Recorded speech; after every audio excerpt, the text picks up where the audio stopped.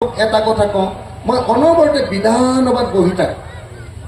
বিধানসভাত কোন দলৰ এমএলএ কেনেকে কাম কৰে মই সব চাই থাকো মই খাটাম যে হিমন্ত বিশ্ব শৰ্মাৰ পিঠিত যেতিয়া খজুৱতি হয় আমাৰ বদৰুদ্দিন আজমল সাহেবে খজুৱাই দিয়ে আৰু বদৰুদ্দিন আজমল সাহেবৰ পিঠিত যেতিয়া খজুৱতি হয় হিমন্ত বিশ্ব শৰ্মায়ো খজুৱাই দিয়ে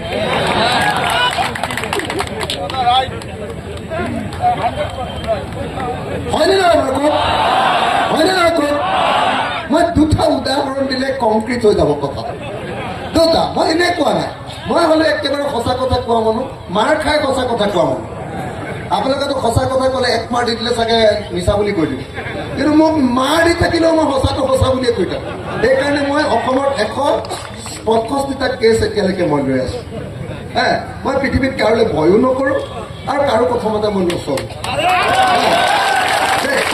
মই আপোনালোক স্পষ্টকে এটা কথা কওঁ বদৰুদ্দিন আজমল সাহেবৰ গোটেই পাৰ্টিটোৰ মানুহবিলাকে আচলতে বিজেপি এমএলএ বিলাক দেই মই তলৰ কৰ্মীবিলাকৰ কথা কোৱা নাই দেই এমএলএ বিলাক গোটেইবিলাকে বিজেপি আচলতে আপোনালোকে জানি আচৰিত হ'ব যেতিয়া ৰাজ্যসভা নিৰ্বাচন হৈছিলে মই যেতিয়া এমএলএ চিটটোত বহি আছো মোৰ কাষতে কাছাৰৰ এজন এমএলএ বহি থাকে তেওঁক উঠাই দি কৰিমুদ্দিন বৰভূঞা নামটো শুনিছেনে অসমৰ বৰ্তমান সময়ৰ আটাইতকৈ ডাঙৰ দালালজন কৰিমুদ্দিন বৰভূঞা নামৰ মানুহজনে মোৰ ওচৰলৈ আহি ইজন এমএলএক উঠাই দিলে ক'লে উঠাচোন মই বহিম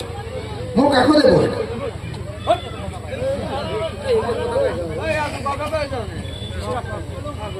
মোক শান্তিৰে ক'বলৈ দিয়ক আমাৰ নিজৰ ভিতৰত সৰু সুৰা ফুটখাট লাগি হ'ব সেইদিনা মই বিধানসভাত বহি আছো মোৰ ওচৰলৈ AIDFৰ বিধায়ক কৰিমুদ্দিন বৰভূঞা আহিলে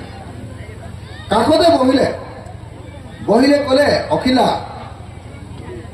মই আপোনাক এটা কথা ক'ব খুজিছো মই কওকচোন কি ক'ব খুজিছে বোলে অখিল ভাই আপুনি এবাৰ ৰাজ্যসভাত বিজেপিক ভোট তুলিব লাগে মই কি ক'লে মইতো খঙা মানুহ আপোনালোকে জানেই নহয় মোৰ টিঙিচকে উঠিলে মই কি ক'লে মইতো দালাল বুলি জানোৱেই মানুহটোক মোৰ ওচৰত বহুতেই জানিছো মই এই ভাল ধাৰণা পঢ়া নাই ক'লে কি ক'লে এনে বুলি কোনো নহয় মানে আমি মুছলমান মানুহটো আমি ভোট দিলে ধৰা পৰি যাম আৰু আমাক পিটিব কিন্তু আপোনাক বিজেপিত ভোট দিলেও কোনেও সন্দেহ নকৰে আপুনি যে পুৰা আন্দোলন কৰি থাকে আপোনাক সন্দেহ নকৰে আপোনাক 3 পৰা 5 কোটি টকা দিয়া হ'ব মই কি ক'লে বুলি ক'লো মই এনেকৈ ঘূৰি চালো এই ফচকে উঠি গৈছিলো মোৰ মানে খং উঠিছিলে আৰু মই একদম বিধানসভা তেনেকৈ মানুহটো উঠি গুচি গ'ল মই সেইকাৰণে মই আপোনালোকক ব্যক্তিগতভাৱে কওঁ মোক কোনেও বুজালেও লাভ নাই মোক যদি আহি কোনোবাই বুজায় মোৰ মা মোৰ দেউতা ভগৱান বা আল্লাহ বা গদেও আহি যদি বুজায় যে AIDF পাৰ্টিটো বৰ ভাল পাৰ্টি এইটো বিজেপি বিৰোধী মোক বুজালেও লাভ নাই কাৰণ মোক ডাইৰেক্টলি আহি মোকে ভোট দিবলৈ ক'বলৈ আহিছে বুজিলে নাই সেইকাৰণে মোৰ নিজৰ অভিজ্ঞতাৰ পৰা আপোনালোকক কৈছো যে AIDFটো হ'ল বিজেপিৰ সঁচা ভীতি আপোনালোক লোকটাক কৰি লাভ নাই এইবাৰ আচৰিত কথা যি সময়ত আমি লাগি আছো গৌৰৱ গগৈক জিকাবলৈ সেই সময়ত আপোনালোকৰ বদৰুদ্দিন আজমল সাহেবে গৌৰৱ গগৈক ভোট দিব নালাগে বুলি কৈছেনে মোৰ প্ৰশ্নটো হ'ল যদি গৌৰৱ গগৈক ভোট দিব নালাগে বুলি বদৰুদ্দিন আজমল সাহেবে কৈছে তাৰমানে বিজেপিক ভোট দিবলৈ কৈছে হয়নে নহয় এতিয়া যদি বিজেপিক ভোট দিবলৈ কৈছে মোৰ প্ৰশ্নটো হ'ল যে কলিয়াবৰ এতিয়া কাজিৰঙা লোকসভা সমষ্টিত এইবাৰ বদৰুদ্দিন আজমল ডাঙৰীয়া যে ভোটটো দিলে কাক ভোট দিলে